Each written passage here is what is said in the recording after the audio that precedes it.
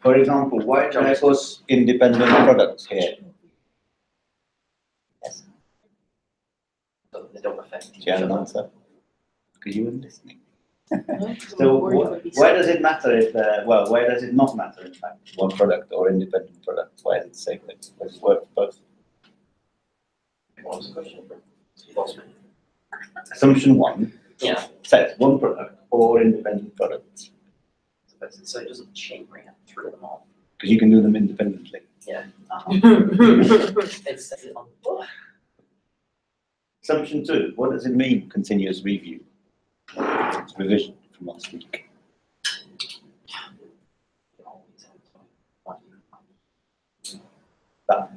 That sums it up. You're always on top of what you have, so keep monitoring it all the time.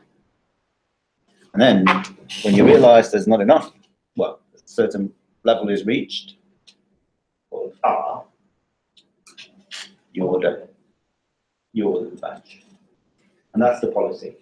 The assumption is that we're keeping to this simple thing, not analyzing. I would be 0 if it immediately arrived straight after you document it. What's this? What's lead? Oh, so you don't run out. You can run out. Oh. No, Yeah. the thing is, we know how long. So when you place the order, you know how much time is going to elapse before the order is there. But in this case, we're doing, that's the previous slide. So it's a stochastic model. Which says that there's some randomness. So we're assuming that the demand is random. So you can't guarantee that. So during that lead time between placing an order and receiving that order, you don't know for sure what the demand is going to be. It's a random variable. What we're assuming, and that's coming up very, very soon, is, I think here, is that the demand, you know the probability distribution. So if you know that the lead time is a month, well, a week, and you're assuming that you know the distribution of how much is going to be demanded, even though you don't know. Sure. Yeah. Okay. Another assumption is that you do backlogging, so you don't lose whatever is demanded when you run out, but people wait and then you re-deliver. You're producing speakers for your TV sets, your production line is going to stop for a bit. Okay, next we're assuming a fixed setup cost.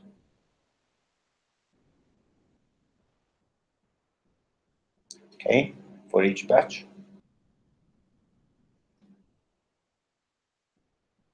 Or order. And that's not new. And a constant unit cost.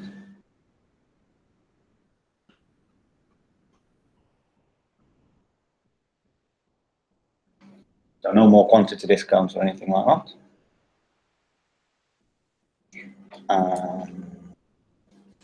Holding cost H.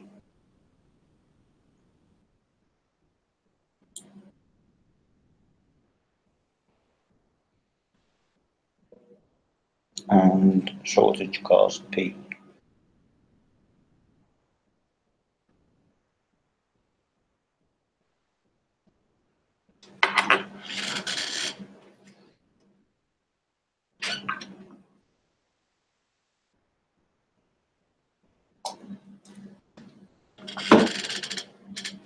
So what's the unit of C?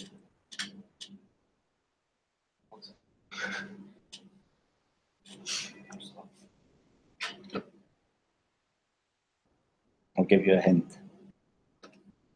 Pounds per.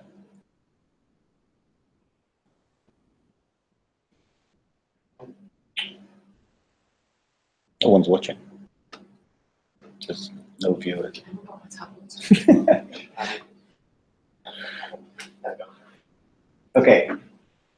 Pounds per per, unit. that's right. I thought I was being stupid.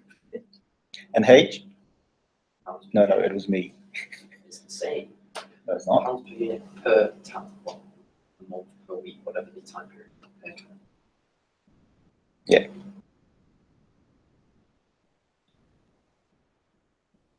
So you seem to know all this. That's very promising. Must be sinking. Oh, That's very promising. So I look forward to the exam.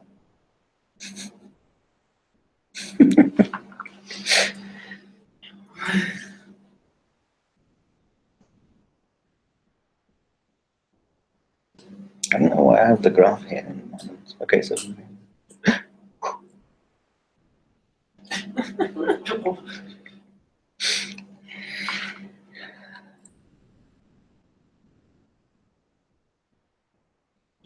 this is time. Oops. I need to zoom in. This is time. This is inventory.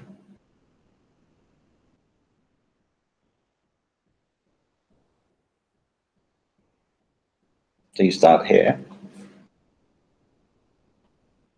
And the people are coming in, so it's going down.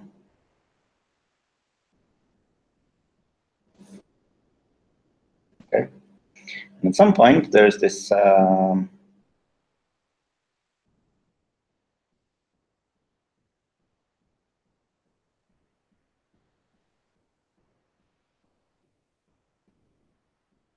reorder point R, which is when we're supposed to, when we reach this, we're supposed to place a new order.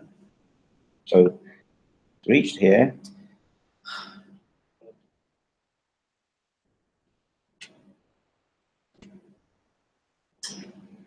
And from here, it takes the lead time.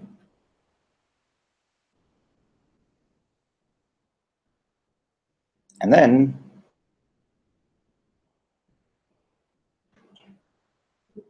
in the ideal case, you run out exactly as S is zero, presumably. there's no S. That's what I'm saying. The shortage is nothing. No, there's no S. It's different. I keep Oh, running into this zeros. problem. There's no S and S is zero. They're two different things. No, that's it. Okay, so no, there's no S. So at this point, the order of size Q arrives.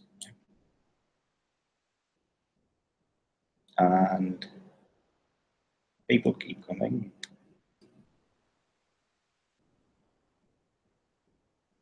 You reorder. Am I being too slow? no, just this graph and so many variations. So you reach the reorder point, you order, and after roughly the same lead time, the order arrives.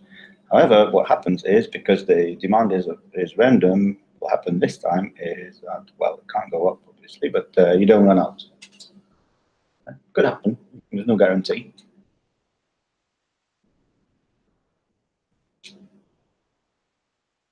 So your order arrives, you have a bit more than before.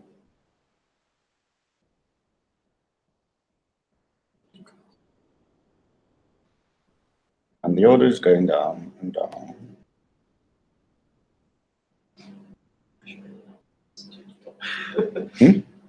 I know, I ran out of space now.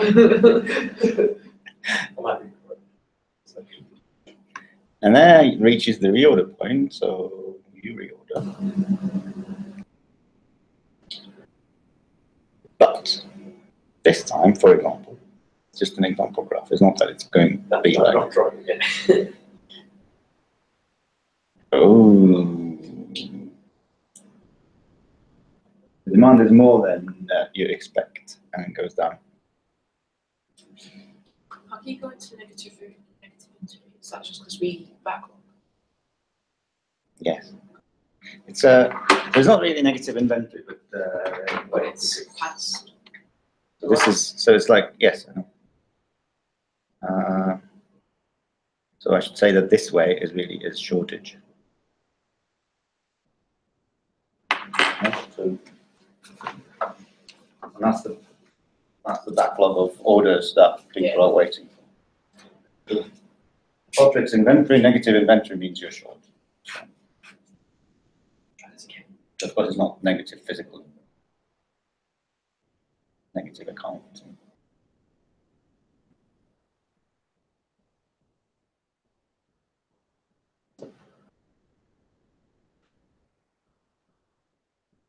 So your cost is the server holding cost of that area above the x's and below the curve, and shortage cost, which is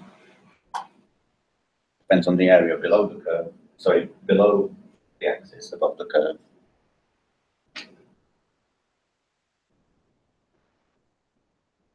And we had something like this with the planned shortages, didn't we?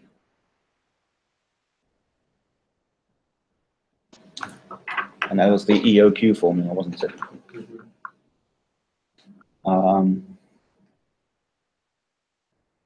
That's good. What's this? I think it's an empty page just for you. Are you okay? Do you need the NHS? They run out of money anyway. So we'll just go back to the graph just a second. Oh. I'm really upset because I wrote all my assumptions on the first page. Sorry. Not my fault. Well, it is. It's my fault. Someone broke the leg on Saturday. They were in shock. And I was like calling him. It's like, look, he's going into shock. I can't do anything about it. I'm only first aid. And it still took the ambulance to get there. 2 hours. It's like,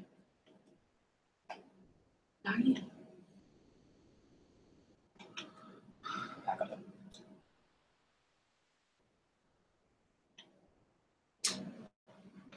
Not good.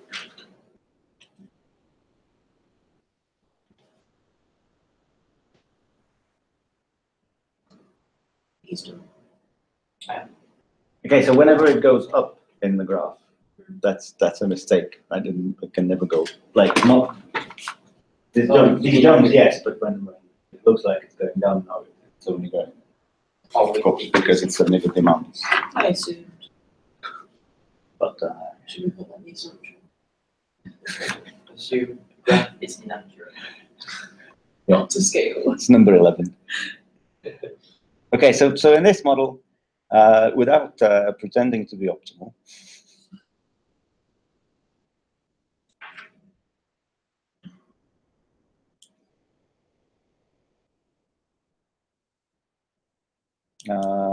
we adopt the EOQ formula with plant shortages.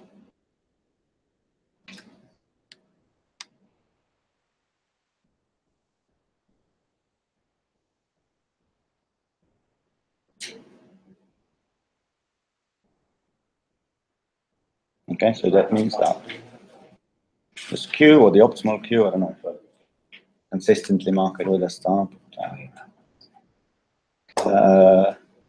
Yeah, the basic quantity without shortages is 2dk divided by h, and then second one is, which way around is it? P plus H over P. Yes. So.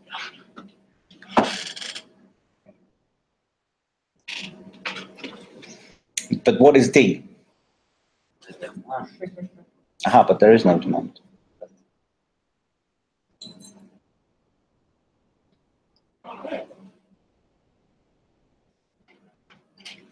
Is there no D because it's completely random? Well, obviously there is a D in the formula, but I didn't say anything about the demand yet. Well, I didn't define what D is. So what D is the, any guess what it could be?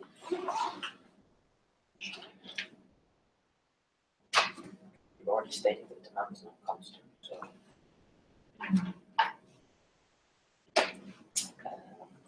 But how long a time frame would an average be this season? So D in that formula was demand per unit of time. Yeah. But now demand per unit of time is a random variable. But what can you use when you need just one number whenever you have a random variable? Don't say statistics. It's called no. No, no, it's not. I think she knows. I'm suspecting. The mean or the expected value, whatever you call it. This is the average. Yeah. It's not called average, it's called mean. Mean. Yeah. Did you say average? Yeah. I apologize, I didn't hear it. So did I. Conversation about what time frame would we use for the average? Because it's seasonal. At least you've got evidence that's an average. Okay. I think it's on the video. I'll listen to it. Hi again, if you listen to this. Demand per unit of time? Yeah. What does Brian say? Mean or expected value? This is an expectation. Expectation. It's called E. Yeah. B. Yeah. So it must be something with E. Not him, but you know. I've purposely blocked out all statistics lectures. So. Ah, now it's coming because this is all stochastic models. I know there's like, is it stochastic or is that? It's bad enough that it's in Phillips. Oh, stochastic dynamics. Oh, yes. I've What? missed all these lectures, but at least I'm in for the Christmas quiz. Ah, good. Oh, no, I'm really easy. What's the prize? Mm-hmm. Hopefully good grades. We're not allowed to get good grades. So, what's the unit of time? Because you have to. It's the average. It's got to be the average between the that bit.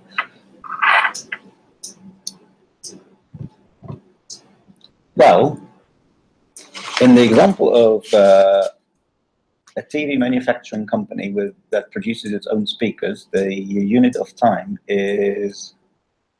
Oh, I didn't know we were using an example. Not yet, but we will be. It's in the next page, I think. 1 month. Okay, now if you want to do seasonal, then you might have a different queue at different points in time because you want to use seasonal. But we're not saying it explicitly here, but I think you should expect it. So if you're expecting that in the next time the demand will be higher, then your mean value will be higher, and then you order more. You're not going to find but it's more the case of the models that we were doing as batch planning and things like that, where you can have different demand in different time periods, and you're doing a periodic review.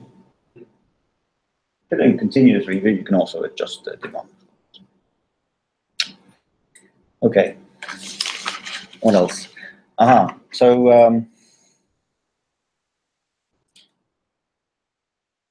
then we've got the queue, but it's an RQ policy, so we still need to determine R, which is, do you remember from the graph, the level of inventory that triggers the order.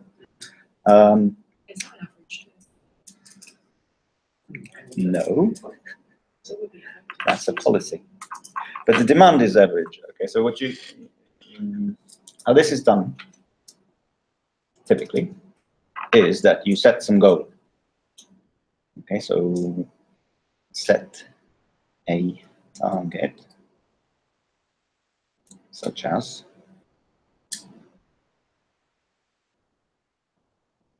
the probability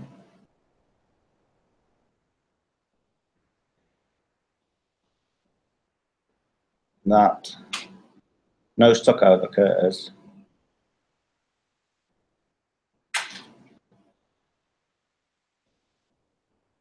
in one cycle.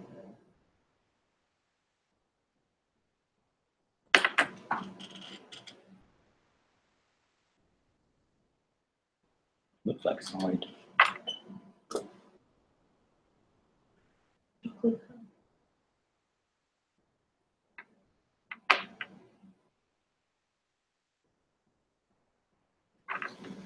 Aha, so this is what they call L in the book. Hmm? Yeah. Okay. Or you could ask for a certain average number of shortages per year.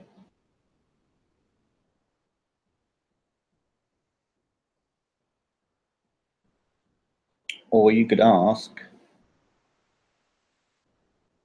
for something similar.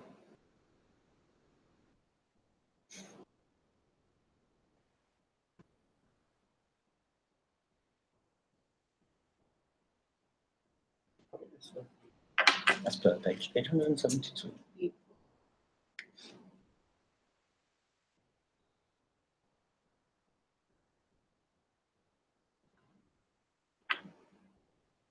Okay, so now I'm being silly because before then I said L was the lead time, but actually now the book uses L for this probability, so I'll use L again and forget the previous L. But we're somewhere else now. I can use L for something else. There are similar measures described there. The key message is that no matter which one of the measures you choose, you can usually transfer it to the other quite easily. If you know the probability that no stock out occurs in one cycle, you also know the average number of cycles in a year because you know your Q and you know your average demand, and from that you can work out how many cycles you have per year. Well, if you multiply that probability that no stock out, well, 1 minus that probability that that gives you the probability that a stock out occurs by the number of cycles, and you get the expected number of stock outs per year. Just like, that's a term, for example. Just a term of stock. Yeah. Well, the turnover of stock, I suppose, is the OD. Average demand. Get rid of time. Okay.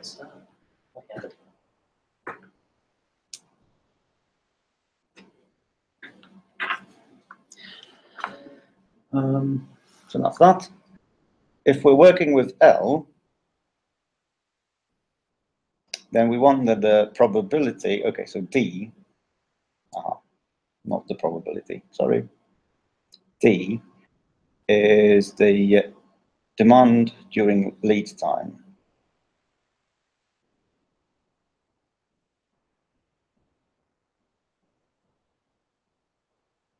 And this is a random variable.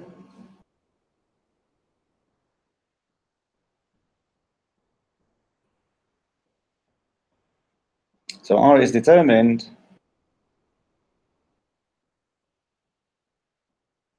by solving the probability that the demand during lead time is no more than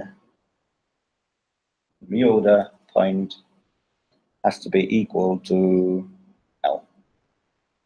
What probability distribution? And we know the probability distribution.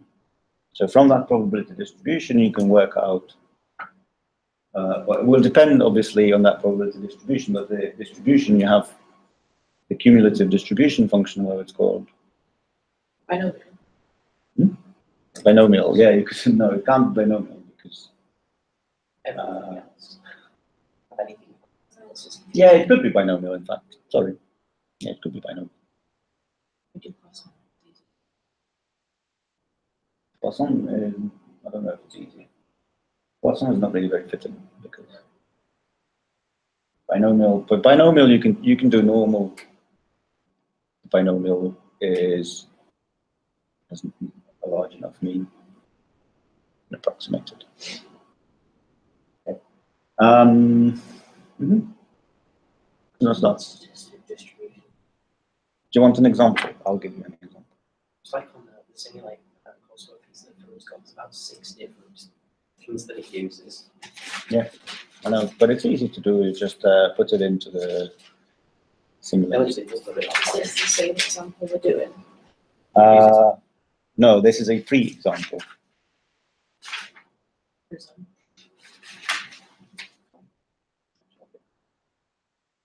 What? Like I've never seen it. That's a special distribution.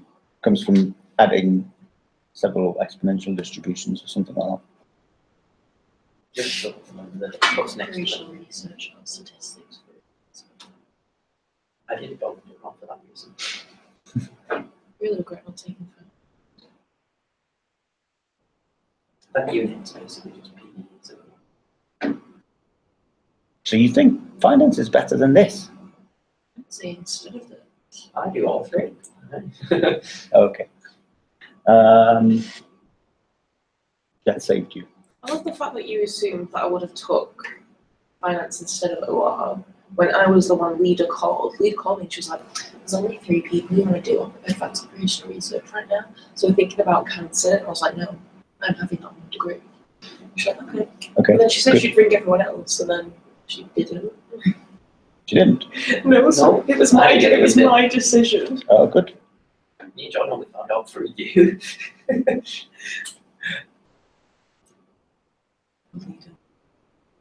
Well, she told me that the students really wanted to take it. No, that was me. Okay. Well, stop broadcasting. Okay. Pre-example. So let's say that D has a uniform distribution. Pretty exciting. For example.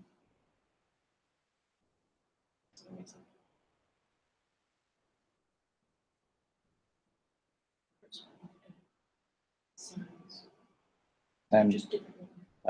30, so it's something between 10 and 30. Okay, so you want L, okay, and you say target L is 0.9. So you want the probability that you will not run out of stock to be 90% in any single cycle. So if L is the probability that D is at most R, so this is You don't have to be introduced. R minus 10, no, approximating it. So this is R minus 10 divided by 20.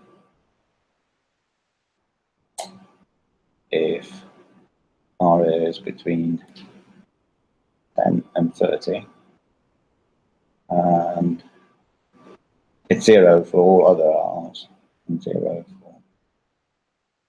for other values of R.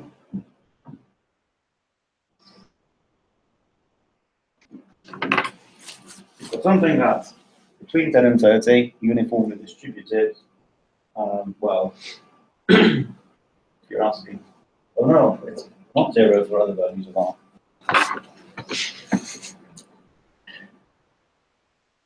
Sorry, I'm doing stupid here. So, of course, it's 0 for R less than 10, and of course, it's 1 for R greater than 30. If R is greater than 30, then you're sure that your random variable will be below R. If R is below 10, you're sure that your random variable is going to be above. And if you're in between, then it's the linear D goes up as you expect. And in this case, this is easy to solve. And if this is 0.9, you get 28.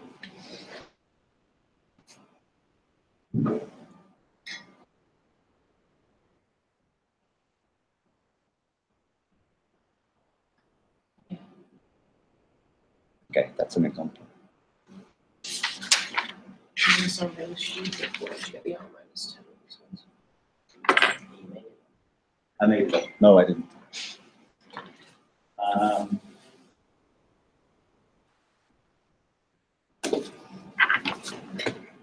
From here.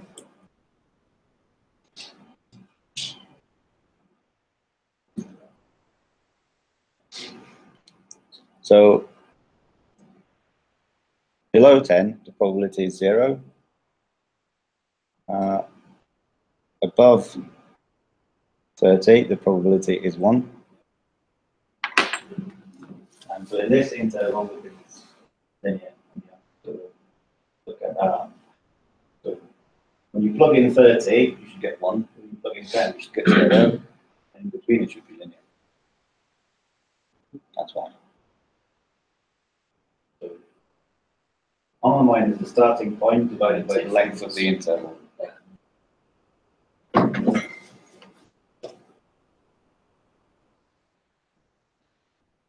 Okay. And so that's just a silly example. Any questions? And what's the post example?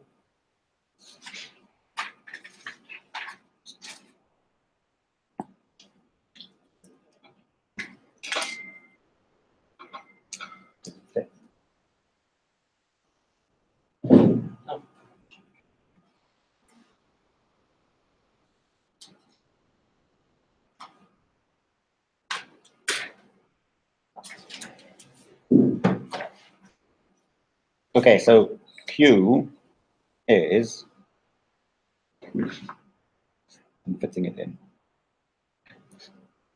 square root of 2 times, what's the?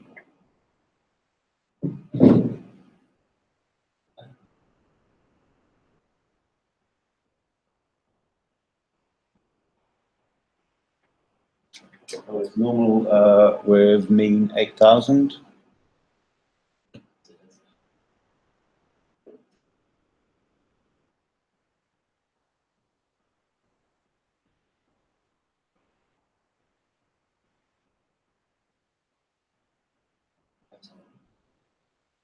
And the price of placing an order is 12,000.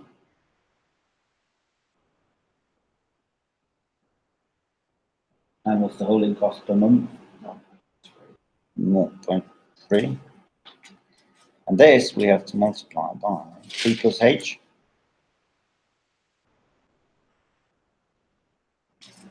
So 1.1 plus 0.3 divided by 1.1.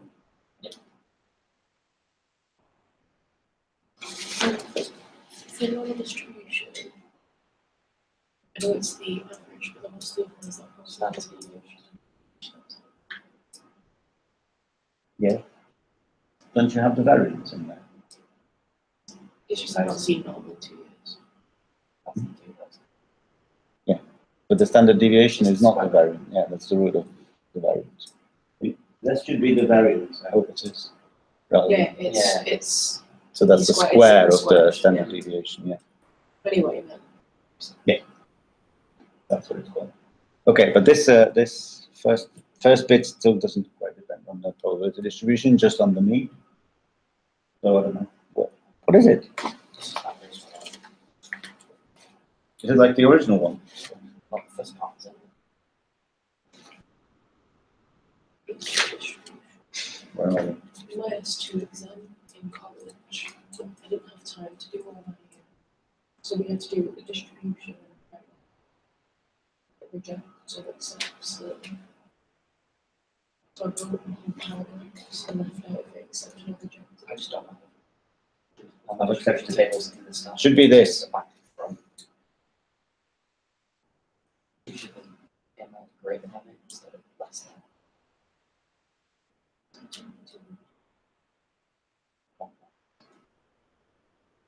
So here's actually got like just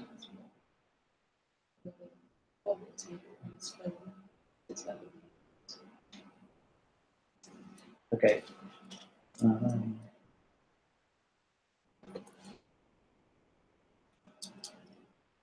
Oh. This is wrong. This should be 2,000 squared. I mean, the standard deviation should be 2,000. So I apologize for this. I usually get it wrong. I confuse the standard deviation with the variance. The variance is 2,000 squared, and I'm not, yeah, not space.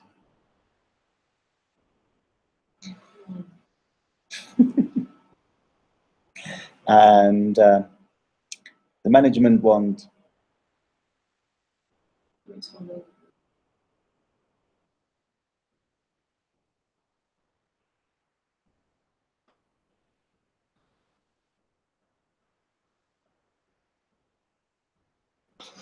not to run out 95% of the time. So what we want is that the probability that D, which is because the lead time is 1 month, that D, which is normally distributed with mean 8,000 and standard deviation 2,000, is less than or equal to R should be 0.95. So how do you solve this when you have where D is normally distributed?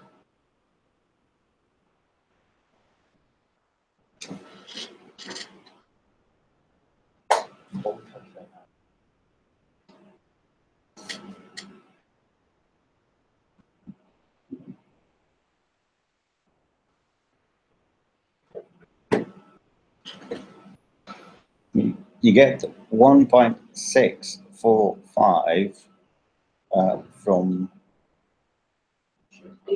tables, or you can get it from, I think if you start things like SPSS, or whatever you learn for statistics, also know. But yes, it's just straight from the table, some statistics. Oh, you've never used it? You only start in year 2 then? Yeah. Okay. What was that thing we used? What's that thing we used with writing first year? Minitab. No. Probably the only place in the whole world that uses Minitab. It's Brian. It might be SPSS. No, I don't know. That you write like load of equations in. Yeah, Ah. it's we haven't used R yet. That's a So shame. for ice, the first one was Brave man. Okay, so when you get 1.645 from the tables, now you have to take 2,000 times 1.645 and add 8,000.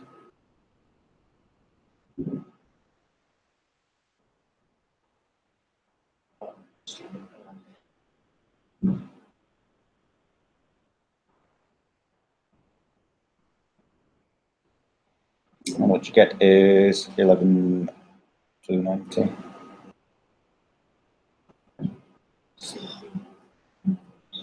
So this 1.645 you get as the probability that the standard normal distribution is less than 1.645 is exactly 0.95. That's the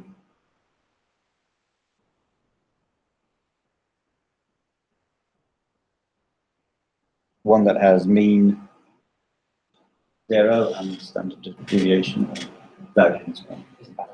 That's what the tables always give you, and it's quite easy to go from the tables to this.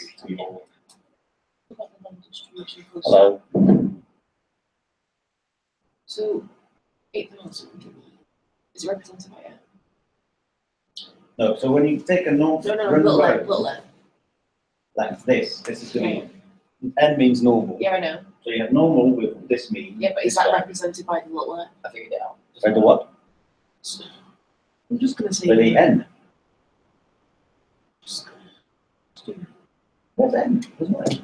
No, in the normal thingy equation, what's the mean representatives? Which equation? I don't understand. I'm gonna Google it. Okay, I was just trying to remember how to use normal distribution. No, mu usually. The Greek letter mu. Is that what you were saying? Sorry, I can't hear you very well. I can't even hear it, so. Okay, but when you going from this distribution to that distribution or backwards is quite simple. When you go from this one to that one, multiply standard deviation for the new standard deviation, and then you add the mean, and you get value from there. That's how it works. So this would be the answer. The reorder point is 11,290 when you've got this many speakers in storage, then you place a new batch, and that finishes chapter.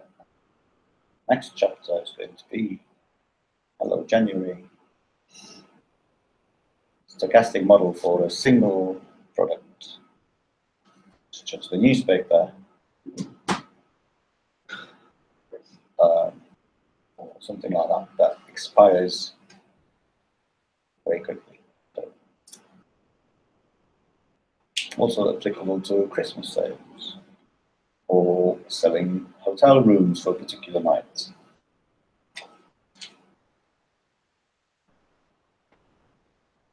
I'm not even asking anything. Have a good Christmas. See you on Friday at the latest.